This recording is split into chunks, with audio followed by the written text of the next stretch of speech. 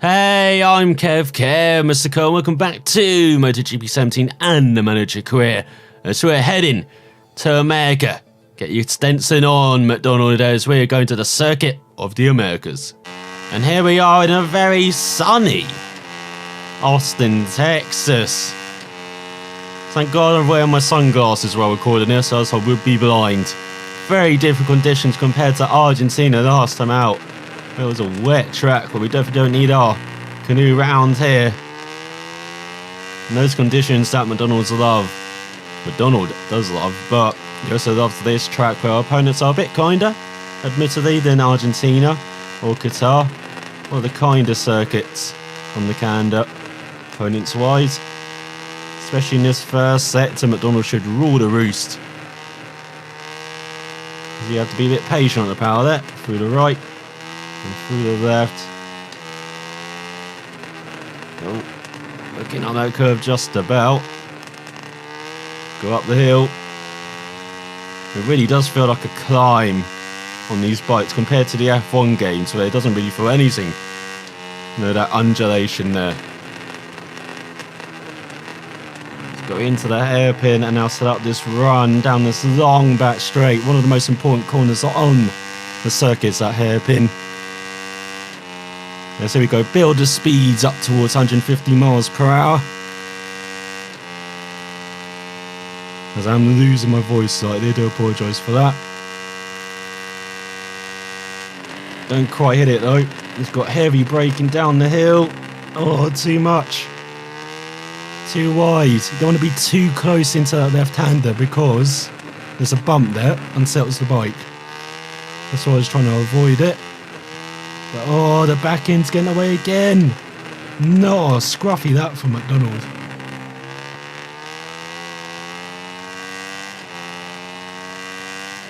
And so you go into reverse turn 8.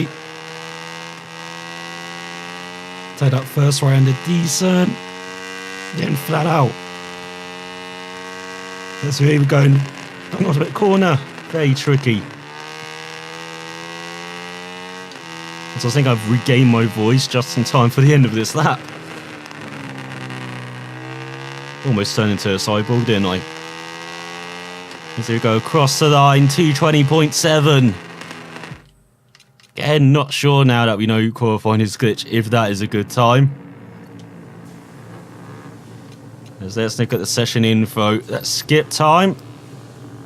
The good old Stefan told us to do. As we go to the end of qualifying, it's Canet on pole ahead of Mir and Bulliger on the front row, beating out Martin, Finati and McPhee. And all the Italian third row, get your drinks as Antonelli rounds out the top 10. As MacDonald leads a set throw ahead of Danilo in the top Peugeot qualifier of Kornfeld. Then we got Della Porta next passenger in 20th. And our teammate on the back row just ahead of Fittipaldi.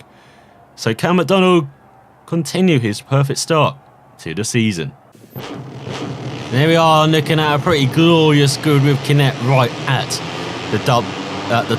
The double champion back where he belongs, no doubt what he thinks. So Jiva qualifies in 12th, a bit anxious. He notices there's light still in 16th. Dinner and Kornfeld got Suzuki, Della Porta and Suzuki behind. And Binder down there in 24th, always happy is the South African. Then we've got Bo Herrera and Arenas together on the 9th row, and on the back row It's the Grand Prix of the Americas, mere seconds remaining now, and the riders know that here, the way they tackle that first corner is going to prove crucial.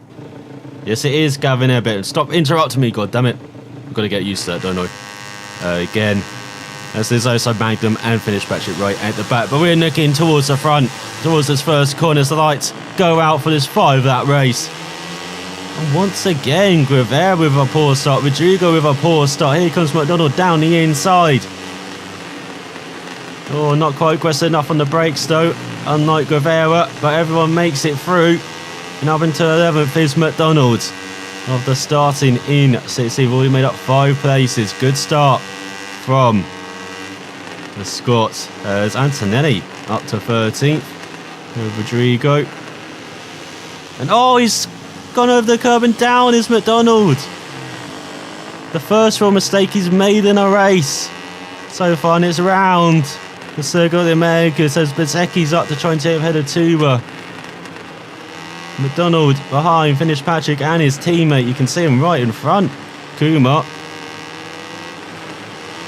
Let's look at the run he's got on Fitzpatrick up the hill, down the inside of the youngster. Now right behind his teammate. He shouldn't be too difficult, but he's making his own move, it looks like.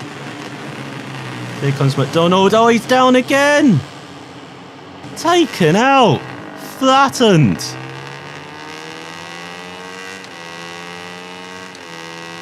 Two falls on the first lap is not going to be a perfect start to the season continued, is it?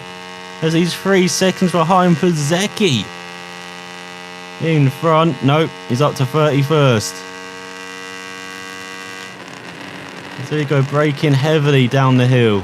Oh, he's wide again. So McPhee takes second from Budiger, or doesn't. Italian fights back immediately. It's wide in the right hander. Now MacDonald's got to use all of his Moto3 experience here. Rise up the order again. And look at that, the gaps remaining the same in front. So he goes a bit wide there. In the first part of the reverse turn 8, and then flat out. I want to trick his corners on the circuit because it is blind, as you can see that apex. When you don't meet that apex, you're running wide, just like MacDonald did. Now hitting that apex of the final corner though. This tyre rider gets ahead of Fitzpatrick up into 29th. Canet leads. MacDonald 2 seconds back after the first lap. I didn't think I'd be saying that. But 2 falls, 2 mistakes. As Bezzecchi's up to 31st. There we go, towards the S's. I think we know what to do here. Avoid the curves this time around. It's got to be aggressive though in this first sector. There is that curve, and as you can see, taking a different line pushes him slightly wide. But good run throughout the rest of the sector, and he's right on the back of the field. The tail end of the field at least. Here he goes, looking to get a superb run down towards the hairpin. Is he going to try and make another audacious move down the inside? Not this time around. You know, it doesn't look like there's a bit of hold up there. He forces his way by up into 31st. Now this long slipstream line. It's more like a NASCAR race, isn't it? Everyone's slipstreaming up to 150 miles per hour. McPhee back up to second head of Budiger. Scott hanging in there. Don't really expect that in the races. And this time my teammate braked a bit early. But holds on to 29th. Well, he was getting passed by the tyre rider, that's why. Now MacDonald's looking down the inside. Up into 30th. Should skate down the inside of his teammate, and does. Skating down the inside of everyone behind Tuba now. Ahead of Herrera up into 27th. Okay, he's much more speed in the first part of the reverse turn 8. Takes 25th almost into the back of Bo there. Now down the inside of the Dutch rider, and down the inside of someone else up into 23rd. Is that Kornfeld he passed? No, it's not. He's got fellow Mahindra riders in front. And oh, tried to take down one of them. As he gets a half-second penalty there, but there's no fault of his own. It was that Porte he bashed elbows with, taking none of MacDonald's business. In a factory rivalry there. So here comes Sasaki down our inside. You don't hold it on round the outside, and there is the speed round here. Fast as that, 219.8. He makes his way through the field up into 22nd. Of course, he's not done. Nowhere near done, is he? This race is... Oh! He's using NASCAR tactics now, the old bump and run, and it's like up into 21st. Of course, he used that near the end of the season last year. As Nurudin's down in 20th for the Malaysian. Pretty disappointing. As Bo tries to make his way past Sasaki up into 23rd. Nurdin looking the wrong way, mate. So here comes MacDonald down your inside, is he? Not quite. Maybe looking to the outside. See how people do get held up there. But not making the move as it's like Kornfeld's been passed by Binder, and now he's trying to get past by MacDonald as Nurdin's also made his way by. Look at that Peugeot power though, what the hell?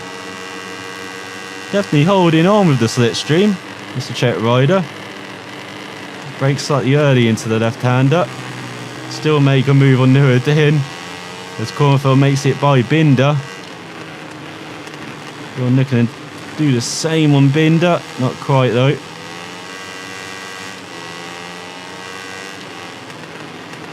But, oh, he eases his way down the inside, does he? He does, just about. As that was actually Ramirez in 19th. It's Binder in front, his teammate. We also got Loy out of the points, is that in 16th? Poor race for the Belgians, we're over halfway through this race. John looking to make a move in the penultimate corner, very aggressive on the South African, but makes it by. Now Loy alert. We don't want to see in a different race, look at that. Breaking down the inside, but not good on the power, and here comes Loy pushing him wide. The old rival's at it again. Looks like Loy's trying to get some slipstream as MacDonald does the fast lap again, 2:19.6. Into the inside here. Oh, makes his way by just about and up into the points. Past Rodrigo as well. Up into 14th, that's for Zuki, he squeezed by. We've got Danilo in front. It's all back tyre. Liking that first part of the assist as we're on the penultimate lap as well. Time is running out. Goes past the Frenchman, no, he's not even there, and then the Frenchman does it back. MacDonald squeezes by again up into 13th. Even with this time penalty, a top 10 is definitely on the cards. That's right, a couple falls on that first lap, being a couple seconds back at the end of the first lap. And Scott, he's a fighter though. He's definitely doing that through the field. As he's got Rivera right in front in 12th. Suzuki battling with Loy for that final point.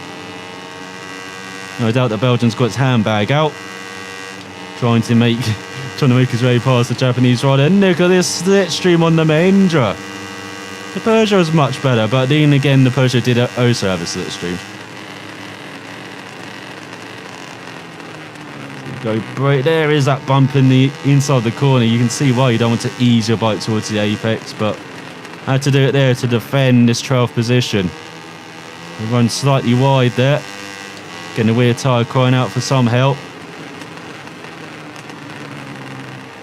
Oh, and here comes Guevara back down our inside. Spaniard's got some fight. But then MacDonald's down his inside into the reverse turn 8. And looking at the rear tyre as well, not even halfway, well, around halfway worn. Not as bad as last year, which is good to see. You know, we are skidding the bike there into the penultimate corner. Not the ideal thing to do. Into the final corner. Heading on to the final lap. McPhee and Berger still battling like hell for second. We've got a second and a half gap though to Di Gianantonio. Got Guevara in the slipstream. Got to watch out heading into this first corner. Where's the Spaniard? MacDonald again does the fast lap, dipping into the 218s now. With all that slipstream he got from Guevara. Well, he's got to do another lap like that just to get a top 10. Oh, he's definitely got to hang on the ESSs now. They're carrying so much more speed in Di Gianantonio. Looks like he's being held up though by is that Cascinini. Look at that, he's not only half the gap, he's right on the tail of the Italian. There's all MacDonald using lots of curb. We're getting a run out of the corner around the outside of Di Gianantonio, is he? Oh, the Italian doesn't like it though. Oh, looking to go down the inside into the hairpin, past Bastianini into the top 10, but here comes Bastianini. Wonderful from the Italian. And now it is a foot race between the Honda and the Mahindra. And not one bike is giving up. Look at these riders elbow to elbow, and here comes DJ Antonio. Oh, MacDonald braking early. Goes slightly wide. That's allowed the Italians back by. Oh, but Bastianini held up. MacDonald takes the advantage there. He cut off the rear tyre. Underhooking to the inside, DJ Antonio, not quite though. You can see how close it is between the top 10 in front, as well as he makes that move into his favourite spot there in the first part of the reverse turn 8. Then hard on the power for the rest of it, even on these worn tyres. Oh, it backs the bike in a bit though, into the penultimate corner. Remember, he's got a half-second penalty. Needs to really build that gap in one corner. Don't think he'll do that. Definitely won't. With Finati right in front. And look at that. Down in 12th in the end. Disappointing race for MacDonald, but a good fight back after that first lap. As you can see, he did the fastest lap, but almost the second. He definitely had the pace to win once again. But it is Canet, the double champ. He wins ahead of McPhee, who won that battle in the end. Ahead of Bullock, fantastic from McPhee. With Otel in 4th. Mir, the champ, down in 5th. What a strange race. Martin in 6th, Mugello 7th, Antonelli 8th, Finati 9th ahead of his teammate DJ Antonio. Bastianini 11th, but Donald 12th. Just 6 seconds off in the end. That's even with that penalty. We did 5.5 seconds back in the end. Oh, that first lap really did cost him. Guevara 13th, Dino 14th, and Loy grabs the final point just ahead of Suzuki by 52 thousandths of a second. Top Persia goes to Kornfeld in 21st. Look at Tuba in the top 20 from the back row of the grid. Fantastic race from the Japanese rider, as our teammate was 24th. Fantastic race from him as well, with Fitzpatrick right at the back, along with Della Portia. You elbowed us off in that final corner and he gave us that time penalty. We're making you our rival here, Della Portia, for the season. So in the championship, it's all changed with Canet leading by a single point from MacDonald and Mir. 8 points back in 3rd. McPhee holds on to 4th after that brilliant second place. And look at that, he's right in the title battle so far as the Scot. 10 points back. Butter got up into the top 5 ahead of Martin.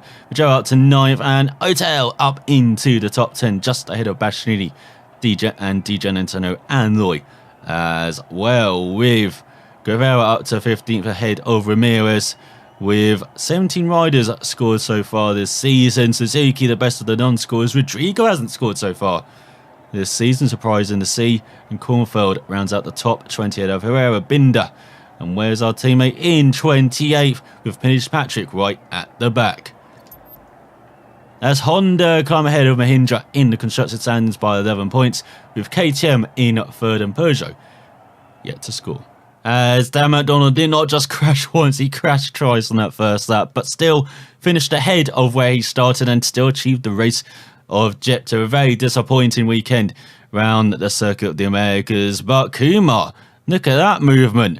From 32nd up to 24th, his best race so far of the season. It just seems to be getting better for the Indian as well. Even though he didn't achieve the race objective, he's still showing very encouraging signs. As the Indian improves his braking, throttle management, body position and motor-free affinity, it'll be full affinity after the next race after 4 rounds of the season. While MacDonald improves his cornering.